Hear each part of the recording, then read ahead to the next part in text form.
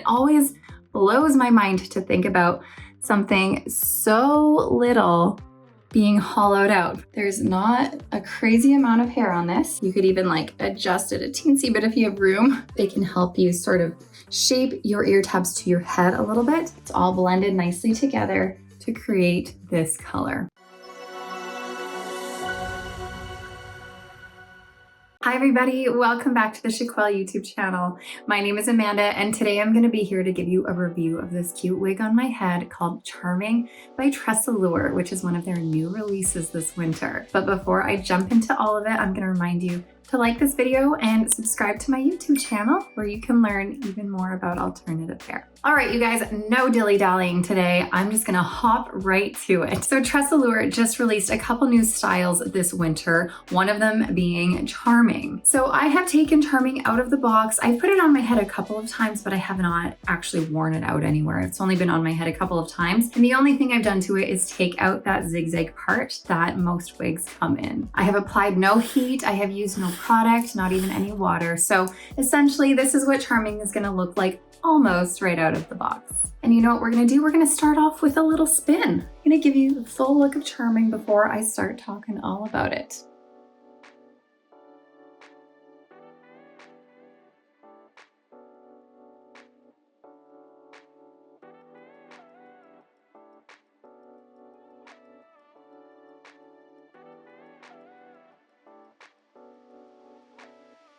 So I'm wearing Charming in the amazing color. I actually really love this color. This is the color 273033H, and this is essentially just a blend of auburn. So auburn is basically a reddish brown. So we're gonna have a light auburn in this, a medium auburn, and a darker auburn. It's all blended nicely together to create this color. And just so you guys know, whenever I do my reviews, I stand directly in front of a window. So I have natural light on me. I don't have any ring lights or fluorescent lighting. This is all natural light. However, because I am in front of a window, it is likely that the color you're seeing on the screen is a little bit lighter than it is in person. I mean, always keep in mind that computer screens and monitors, they all vary in terms of brightness and darkness. So that is something too that plays a role in the color you see on the screen.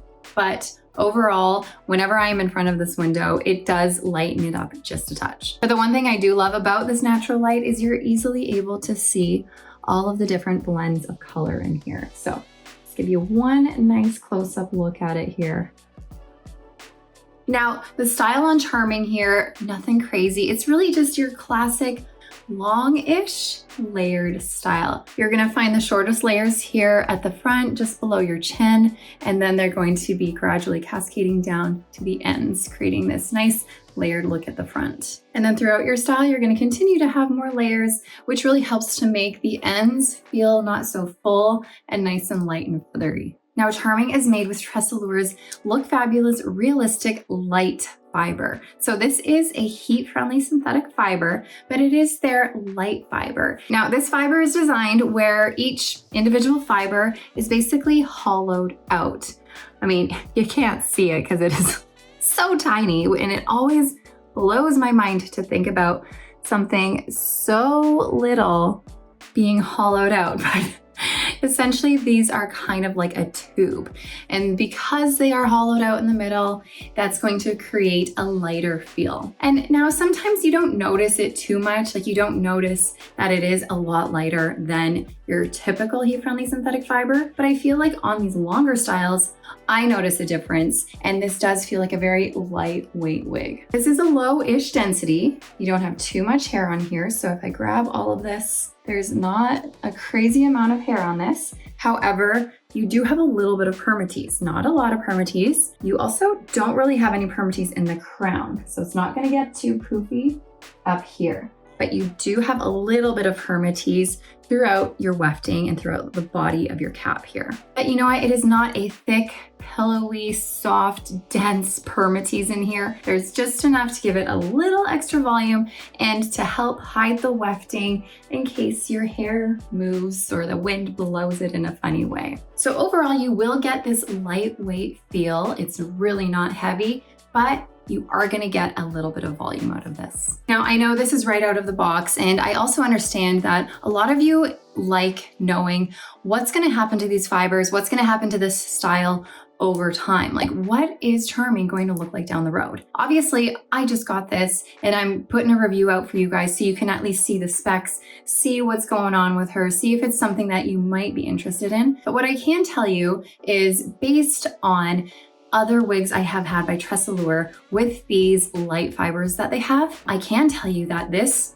is going to tangle. It is going to get frizzy. It is going to get clumpy. You are going to have to maintain it. And to be quite honest, that is pretty standard across the board for basically all heat-friendly synthetic fiber. There's really no way around it, especially if it's a style that is shoulder length and longer. Now, in order to, I guess not necessarily stop the frizzing, because the frizzing at the ends and at your nape is inevitable. Nothing you can do is gonna stop that. But I guess in order to prolong the time you need to add heat to it by like a day maybe, you could add some silicone spray at the ends and at your nape to just kind of make that time between heat treatments just like a little bit longer. But at the end of the day, the only way to get rid of the frizz and the frazzling and the clumping is to apply heat. And on a style like Charming, I would use something like a hair straightener or a hot air brush. You can spray water first if you want to. It's not necessary. Some people love doing it. Some people feel like it is helpful. But to be honest, these fibers are already made to withstand heat. The water is not necessary, but it's not gonna hurt it if you do use water, and it's not gonna hurt it if you don't use water. So essentially, this just needs heat on the ends to maintain the frizz, get rid of that frizz, and make it look and feel softer again. And really all you need to do is take that heat, you're using a hair straightener, go through the ends, twist your wrist a little bit at the end, and hold it in that position to help lock that style in. So you're cooling it, letting it set, and then you're letting go. Or take something like a hot air brush, just run it through the ends of your fiber as you're rotating the brush, and that will also help to maintain this little bit of style that's going on too. All right, so Charming here is going to have an extended temple to temple lace front. So when I say extended, I just mean it's extended a little bit into your ear tabs. Not a ton, but it is extended a little bit, as opposed to, so there are some wigs where they're just what they would call temple to temple, and the lace would end right at the seam from the monofilament or from your top into the wefting or into the rest of your cap. But this one is extended a little bit further, right to about here. I find that the color of your wig also contributes to how natural a lace front can be. And I have found often that these auburn colors, or these auburn blends especially, they usually make a really natural hairline. So here we are up nice and close. If someone were to be like right on top of you looking, yeah, they might be able to tell it's a wig. They might be able to see the knots.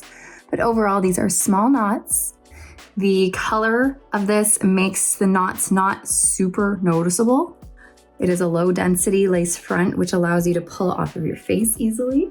So I have no complaints at all over this lace front, especially with this 27, 30, 33H color. And you know what? That doesn't surprise me too much that I like this lace front, because one of my very favorite colors by Raquel Welch is Rusty Auburn, RL3027. There's a lot of similar colors in Rusty Auburn as there are in 27, 30, 33H. Obviously, this is a little bit lighter. We have a little bit more blonde in this to lighten it up as well. But here's the difference in case you want a reference as to something that could be similar across brands. And the hairline, like I mentioned, on Rusty Auburn, I always love it. This wig, by the way, is called Feature Length by Raquel Welch. It is one of my very favorite long styles, also one of my very favorite Raquel Welch styles. I have done a review on Feature Length, so if you go through my channel, you should be able to see my review on this wig, not necessarily on this color, but on this wig in general. Okay, back to Charming. Charming is going to have a left monofilament part.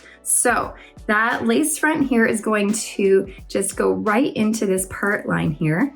You have about an inch or so of space within this part to work with. So you can really only part it on the left side. I will show you how deep of a left part you can make. I'll move it over. So if you like those really deep left parts, you can go about that far with it. You could even like adjust it a teensy bit if you have room to make it go that way. You might need some heat at your roots here to help direct that fiber to go where it wants so that it's not, you know, continuing to flop down, which it likes to do sometimes. And then I often get asked, how can you make a center part out of this? And I mean, you can kind of make a center part. So you're gonna part this as close as you can to that seam in the middle there. And once you do that, you're like 90% of the way to a center part.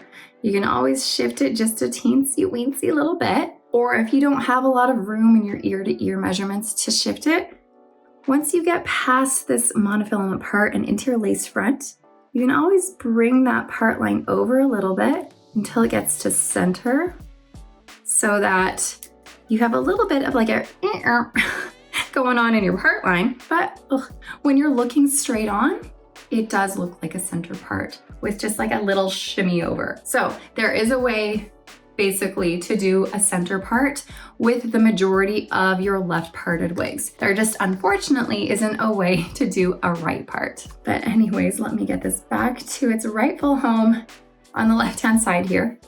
And I will let you know that charming fits very true to average, as do the majority of TressAllure styles. I feel like basically every single TressAllure style that I have put on my head has been very true to average. Now I am a petite size. I measure 20.5 inches in circumference, 11.5 inches front to nape, and 11.5 inches ear to ear. This fits me really nicely ear to ear. So ideally, your wig should sit just above your ear crease so that it's not like impeding on your ear crease and bothering you there.